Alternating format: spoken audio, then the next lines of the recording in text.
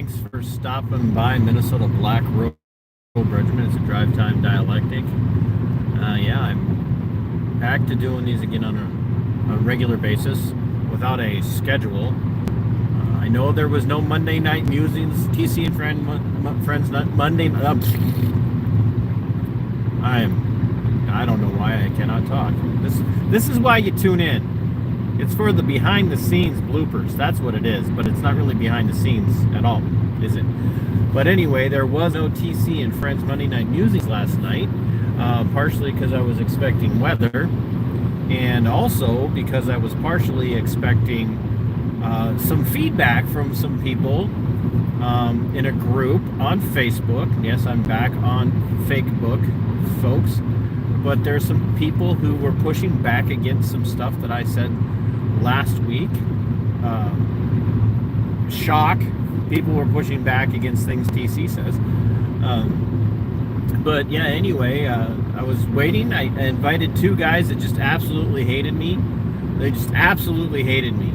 Now this group is a conservative, liberty-minded group, and I don't say that to disparage the group. I say that to disparage the people that were pushing back against me. But it's a liberty-minded group that I've been part of since the COOF, that virus of 2020. I'm kind of in on the ground floor. Didn't have anything to do with setting it up at all. Didn't have anything to do with setting up the group, but I was in on the ground floor, got in there right away, got to know the moderators and the administrators of the group. And hello, Sarah, thanks for tuning in. And I've just been shocked at what I'm seeing from the group. And so I decided I was going to talk about it. And for those of you that are now watching live, please like, comment, share. If you haven't subscribed to the channel yet, please do so, share it out. As you know, I ramble for a few minutes to try and drive myself up in the algorithm a little bit, get a little bit of, should we say, viewership building. Supposedly, if you do a video this way as opposed to sideways when you're going live, YouTube pushes you into their shorts feed and into a particular live feed and get you more viewers. But yeah, anyway, here we are. But anyway, at this group on Facebook, I said some things and I got some pushback, and the irony is that you know that you're having an impact when the left hates you and the normie cons hate you, right? And that's what I'm running into. Normie cons hate me, and the left wingers hate me.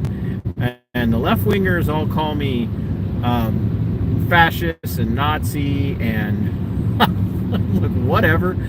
And the ironic thing is this conservative group on Facebook, the admins all know me, the moderators all know me, but the people, and granted, those that may have known me before I got yeeted off of Facebook 2 years ago might have only known me as TC, but now I had to do some things to change things up a little bit, and so now I don't go by TC in these groups and stuff. And so maybe they don't realize who they're engaging with, and I'm not saying you don't know who I am, but one of the guys called me a Nazi. Not even kidding. Like, not even kidding. Another person called me a libtard. Not even kidding. And another person had some other choice things to say, and I invited 3 of these folks to come on to the show last night and take me on my own platform to prove to my own audience and to my own viewers and my fans and my friends and anybody else that might watch how I'm a leftist, libtard, Nazi. And nobody wanted to take me up on it. So I just decided to take the night off last night. But it got me thinking about some of the other things that I said and some other things that have been happening. As you guys know, I'm huge into police accountability. I'm huge into government, and anybody who's been watching for a while knows how much I hate that term. We are the government, directly under the Constitution. And that thing that we call government is actually the state, and it's terrible. And the state is deadly, and I don't care which level you're talking about it, whether it's your city state or your county state. And I keep saying these things because I want this stuff to sink in. I want people to watch. I want them to hear this. But yeah, so nobody wanted to come on the show last night, and it got me thinking about some things. And one of the things it got me thinking about is the way people push back on me when I talk about how terrible Lincoln was as a president, and how defensive people get about that. And you're like, well, what has that got to do with it all starts small? So get out there and get going now. Here's what it is. When you look at, let's say, Flex Your Freedoms down there in the Waterloo, Iowa area, many of you know that I went down and attended a protest in Waterloo at the sheriff's office and at the police department, and then we showed up to city council, and many of us addressed the city council. But Flex started his channel small, right? Every YouTube channel starts small. It's just impossible to ignore that. Every YouTube channel starts small, unless they go into it with a big front end, well-known name. Everything starts small. And what I noticed with people as we talk about Lincoln, as I engage with them about Abraham Lincoln and how he was the worst president in the history of the United States, the worst. There's lots of philosophical reasons why. And you can throw what you want out there and say, well, he emancipated the slaves. Well, first of all, he didn't emancipate the slaves. There was a bloody war fought to do that. And good people on both sides of that conflict died. Good people. And unless you think that every single person that fought for the Confederacy was an evil person, and every single person that fought for the Union Army was a wonderful, saintly person, please don't tell me that, because it's tragically flawed. I don't care if you're Christian, I don't care if you're Buddhist, I don't care if you're atheist, agnostic, I don't care if you're a deist, I don't care what you are. There are good and bad people on both sides of that war. And to look at a guy like Lincoln and say, well, he was great because he emancipated the slaves. He didn't emancipate the slaves. The people emancipated the slaves through that war. And that wasn't even the goal of the war, by the way, just so you know. Hey, Lou, thanks for stopping in. But the gist of feelings about Lincoln are what he accomplished in their minds. He saved the Republic. That's what they tell you. Lincoln saved the Republic. Lincoln stopped the Confederate States from destroying the Republic.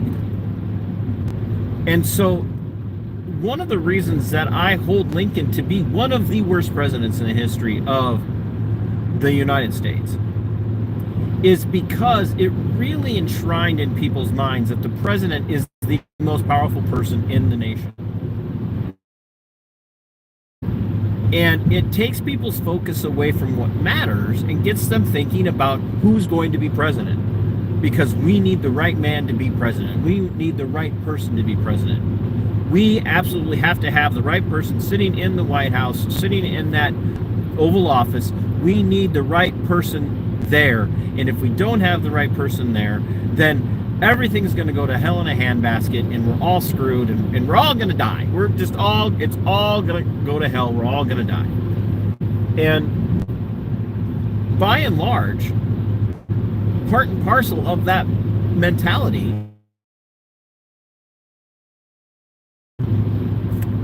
is what it is. It's absolutely 100% true. A lot of that started with Lincoln. And I'll be damned if I can get people to understand just that on a small philosophical level.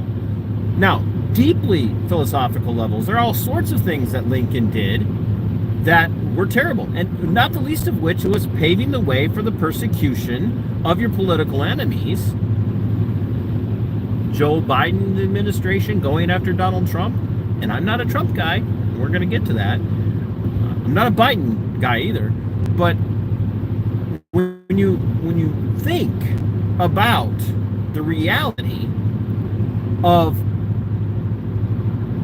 what Lincoln did to people who disagreed with his position and his aggression in the Civil War, he went after his political enemies. He shut down newspapers.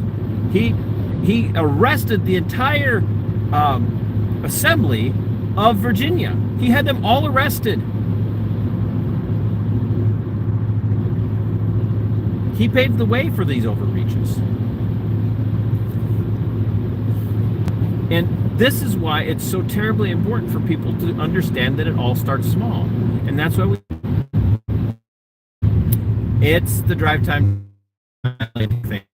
Anytime I do this, we need 1 million more people who are small, not money, not in it for the fame. Look, when I started this channel, I didn't expect I was going to get 50 subscribers, let alone I think I'm at like 3248 right now.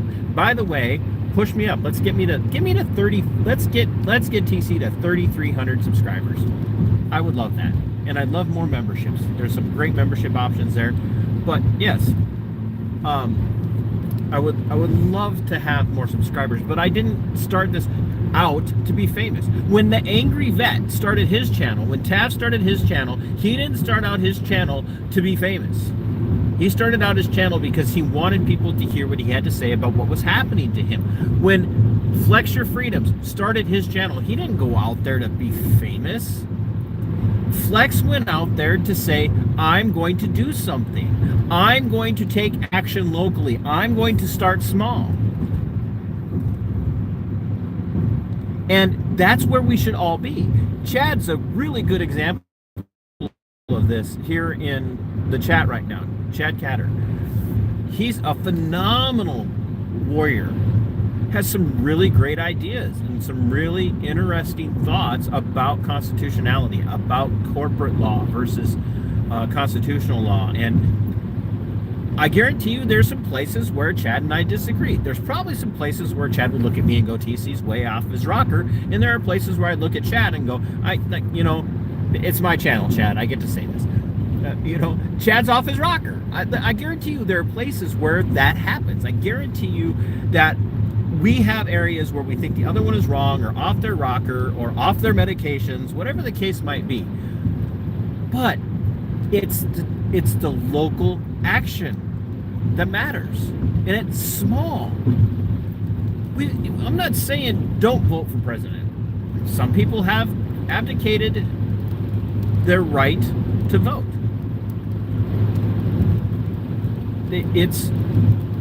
It's a really, how do I want to say this? It's a fine line. If you don't agree with how the system works, and you know that the system is rigged against you, why bother voting? That's what it is. And I've come pretty damn close to that myself over the last few years. Like, why bother voting? Because I'm tired of being the person that says I'm going to hold my nose and I'm going to vote for the lesser of two evils. No, like a lesser of two evils is still evil. Like the least rotten part of a tomato is still rotten. It might not taste as bad, but it's still bad for you, right? So that's what I'm getting at. We can be involved in elections. We can be involved in campaigning. We can be involved in voting for people. How do I want to say it? In getting the right people, according to our philosophical perspectives, our political philosophies, we can be involved in getting those people elected. And we should be, if that's our goal. About who's going to be president. And what really blows my mind is the number of people who are small government, supposedly small government, anti-establishment, allegedly,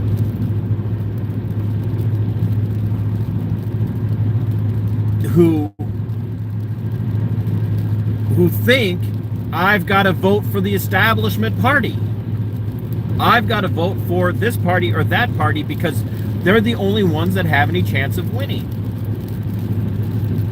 And what you need to be looking at is flipping your city freaking councils, flipping your county commissions, flipping your school boards, flipping your township boards. I have someone that's I have a massive amount of respect for. I love him dearly. He's very close to someone else that I love very dearly, and he's running for his township board. I'm proud of him. I'm proud of him. Now, what did it take to get him motivated? It doesn't matter. He got motivated and he's running. He wants to make a difference. But the other individual that I'm talking about has now also gotten involved. And that person is now speaking at township, showing up to township meetings and speaking at those township meetings. See, that's where it matters. It's those small steps that you take at the local level that make all the damn difference. Look, if we stopped treating the President of the United States like they were some grand poobah, and I got like, okay, all of you Trump bots who hate me already, who think you side with the Democrats. I don't. I've never voted for a Democrat in my life, ever. I was a straight down the line Republican voter for my entire adult voting life, for the entire time until the last two election cycles. And in fact, I voted against Trump the first time for the Constitution Party.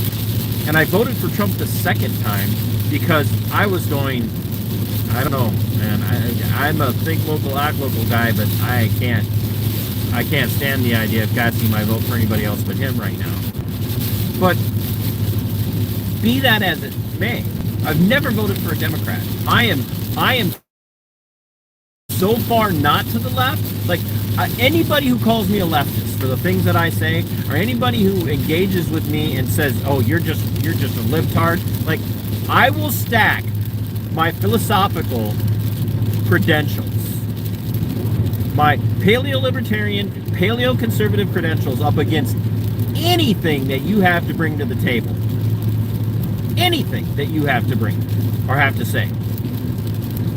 I will bring that to the table, and I will smack you around the boxing ring with my credentials and my understanding of the philosophy that I cling to and versus what you cling to. If you really want to call me libtard or Nazi or fascist or Biden voter or any of that stuff, I'll take you on. I'll take you on all day long, and I will wipe the floor with you. If you think your only options are Biden or Trump, because the only thing that matters is winning the White House, you're part of the problem. You are part of the problem. In fact, you are a larger part of the problem than even whoever the president is. You're an even larger part of the problem than whoever the deep state might be. Because you keep enabling the deep state and you keep enabling the two-party duopoly. You keep this uniparty, this duopoly of the uniparty, you keep enabling them to do all the crappy crap, shitty shit that they do with your permission, because you keep voting for the people that they put in front of you. And you, yes sir, no sir, yes sir, no sir. Oh yeah, I'll vote for that. Yep, you just tell me who to vote for. You point me in the right direction and I'll go. That's what I'll do. Where it matters is getting the people in the right places at the local level who will stand up to the county, to the state. Talk to these people, tell them, I want to know, or ask them, but tell them, I want to know, where do you stand on things like local nullification? I want to know, I might get blown off the road here, folks. It's not looking pretty.